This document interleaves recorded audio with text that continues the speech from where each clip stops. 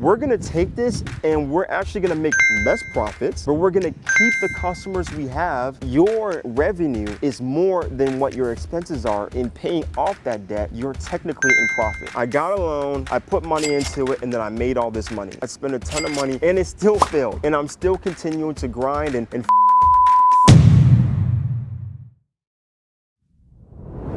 if you guys have noticed recently, I've recently stopped making videos where I'm speaking on camera, giving you my opinion and my tips on how you start and scale your own business. I think there are plenty of podcasts that you can find out there that can teach you different concepts and talk hypotheticals on how to start a business, scale it, overcome different issues that happen within a business. I thought I would do something that's different. I thought I would do something that's more exciting. And recently, I've started a new concept where I'm partnering with local businesses wherever I go within America and even internationally if I choose to do so. And they've allowed me to come into their restaurants, into their cafes, into their clothing stores, into their barber shops and see the business, see how the day of operations go by and exactly how they got to where they are. It's not always a cookie cutter story where I got a loan, I put money into it, and then I made all this money. That's not usually how it happens. There is struggle, there are bumps along the way, and I just tell the business owners that have decided to be a part of my video to be honest. Be honest about what it took. Did you fail at first? Did you have to crawl back up? And a lot of business owners have. Me personally, I've invested a ton of money into things that haven't worked. I've tried different concepts out before. My first business, which is an Airbnb business, it worked right away. But the next 3 things that I tried failed. And I spent a ton of money on marketing. I spent a ton of money on just working with people that I felt had an expertise in things that I didn't. And it still failed. And I'm still continuing to grind and find my next wave in life. And yeah, just by me calling these businesses up and seeing if they want to film video together and getting their honest take on what it took, what the grind looks like, what a day in their life looks like, what operations are, what the revenues are. We talk about all different concepts in these new videos and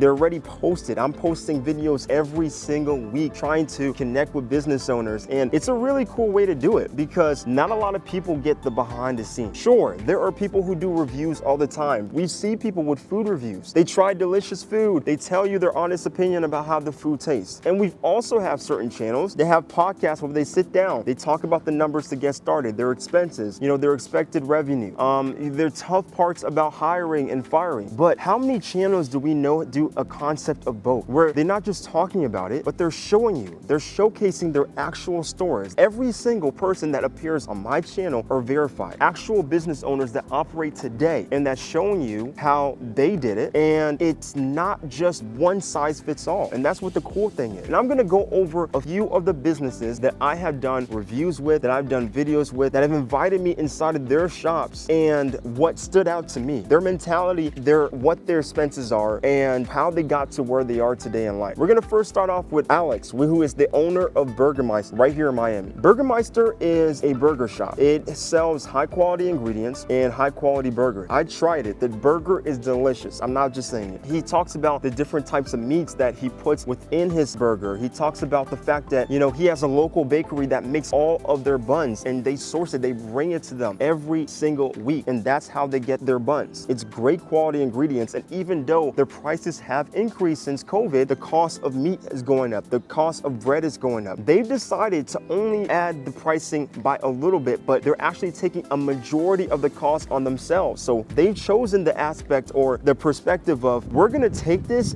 and we're actually gonna make less profits, but we're gonna keep the customers we have and we're gonna keep the quality. We're not gonna cheapen the meat in order to be able to keep our profit. What we're going to do is we're gonna stand out by having high quality food, great customer service, and we're gonna make our money through repeated customers and quantity of customers rather than just trying to make the maximum amount of profits for each one of the burgers that we sell. So between their burgers, their fries, their milkshakes, their drinks, it's all high quality food. But what really stood out to me is Alex himself. When we go over the video's over 30 minutes long and it's for a reason. Alex had so many things to talk about and it's just not just the burger industry, but it's all things Miami. He has his own Instagram channel where he breaks down real events that are happening in Miami. He's talking about it from not only his perspective, but he's also doing his research using AI, using different news outlets.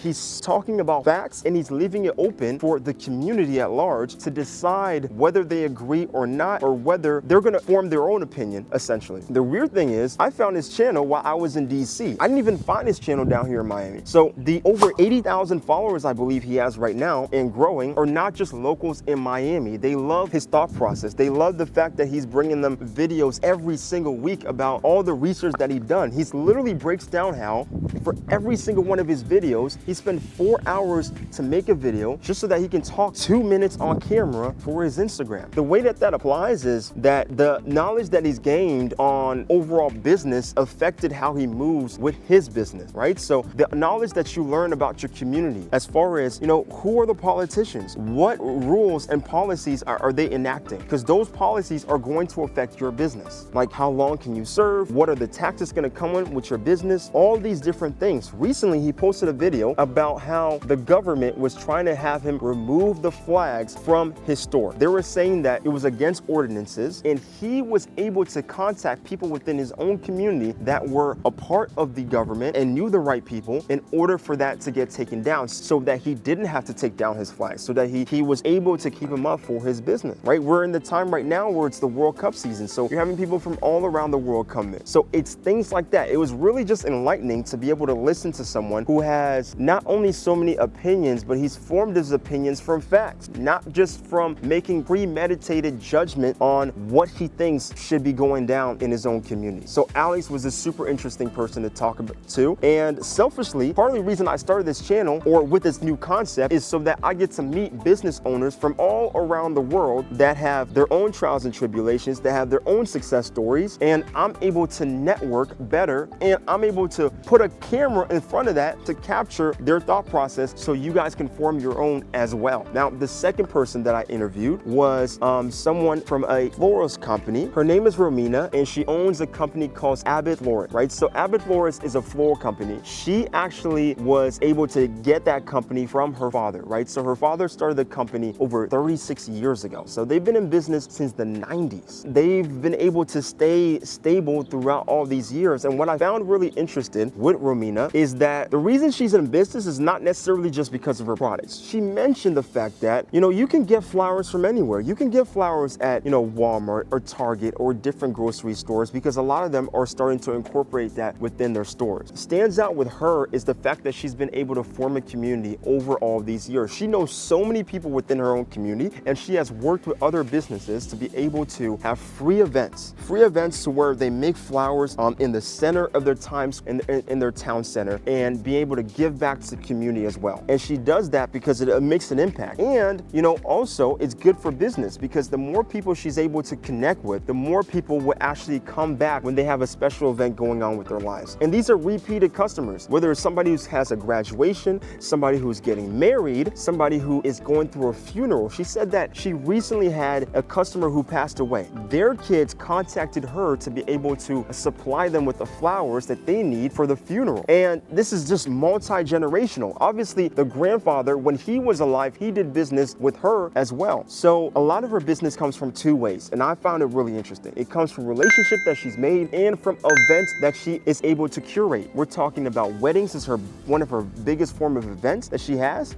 Also other events during big days, like her biggest days are Valentine's Day, Mother's Days. These events are really what's been able to make her profitable and be able to sustain business for all these years. During COVID, the tough things were that her business had to close. She was seen as a non-essential business, so she actually had to go deliver her products to people, to customers who weren't able to come out to her store. And that's people who are sick, who are going through, you know, tough times themselves. And something about just flowers and having somebody bring you flowers was able to kind of pick up people's spirits. And she was able to stay in business because she's delivering flowers to people, rather than just accepting the fact that, oh, I have to close my business down because the government's not allowing me to do business anymore. She didn't accept that. She was a problem solver, and she said, I'm gonna go to the people. And it's not that easy, because she also mentioned that the fact that every single week she had to get tested to see if she had COVID or not. These are real things that people have to go through. And that's why I just felt like I just take the opportunity, and I really don't take it for granted, the fact that these businesses are essentially allowing me to take them into their home and share their stories, their real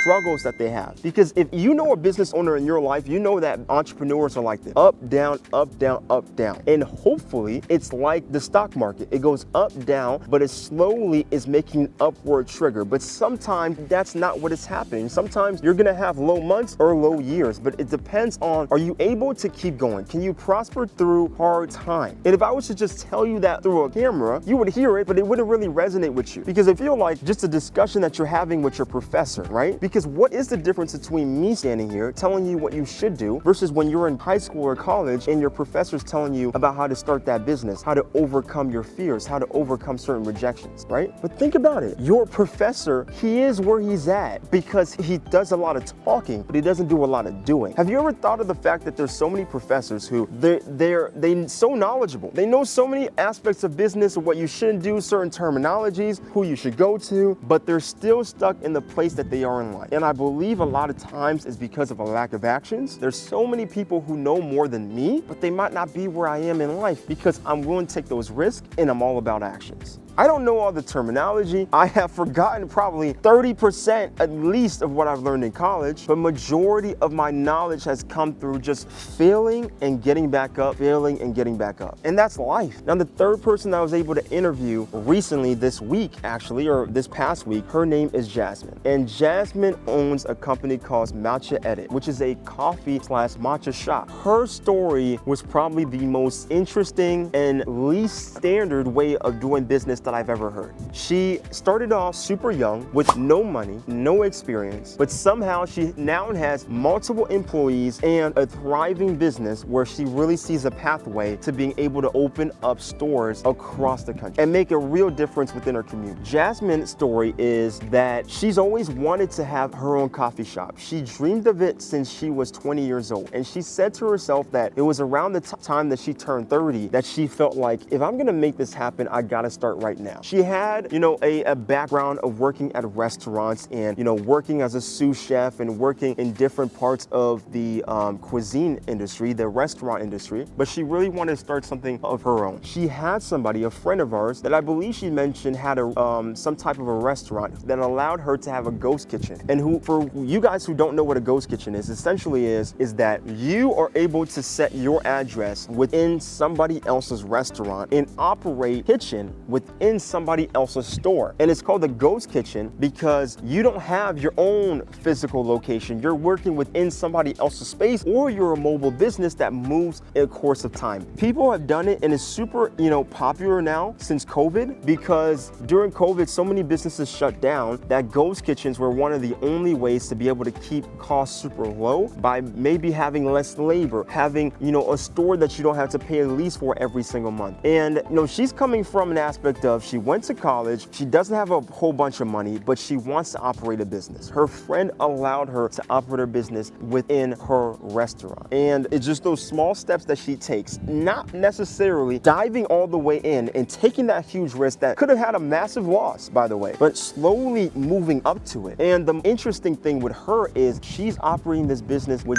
0 loans so far. Loans is something that is faces a lot of criticism, I believe. Some people believe you should start and scale the business with no loans. Having debt is a bad thing. And a lot of people believe that there is such thing as good debt, right? And if you have good debt, even though that you have, technical debt, if your revenue is more than what your expenses are in paying off that debt, you're technically in profit. But no matter what you believe you should do, whether you should start a business with debt or start a business without it, she decided to just start and scale her business without taking out any loans at the time. If you don't know, what banks are looking for is that they're looking for you to have 2 years worth of experience and 2 years worth of tax returns, basically showing that there's revenue coming in within your business. So her big dream is that she wants to have, coffee shops throughout her community, throughout the country, and that is going to take loans. But until she gets there, she wanted to be able to fail and make changes,